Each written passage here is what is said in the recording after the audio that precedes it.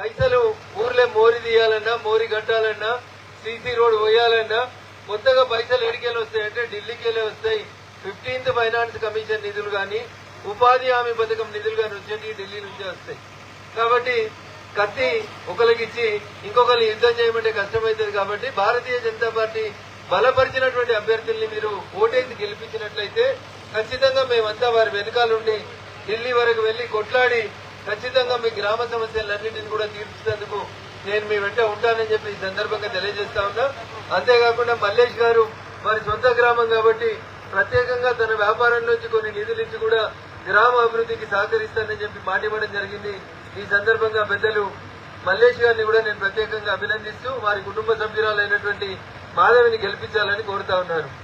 ఆడపిల్లల పెళ్లికి ఆర్థిక సాయంతో పాటు సీసీ కెమెరాలు, గ్రామంలో వీధి దీపాలు, వాటర్ ప్లాంట్ ఒకటి, ఇట్లా రకరకాలైనటువంటి హామీల్ని మా మల్లేష్ అన్న కూడా ఇచ్చినాడు. కేంద్ర ప్రభుత్వం నుంచి వచ్చేటువంటి ప్రతి పైసా నేను మీ ఊరికి తీసుకొస్తాను. మీరు ఖచ్చితంగా సోదరి మాధవి నవీన్ గౌడ్ గారిని ఆశీర్వదించి సీరియల్ నెంబర్ 4 ఫుట్బాల్ గుర్తు మీద ఓటేసి గెలిపించాలని గొల్లపల్లి గ్రామ ప్రజలందరినీ కూడా సవినయంగా వేడుకుంటూ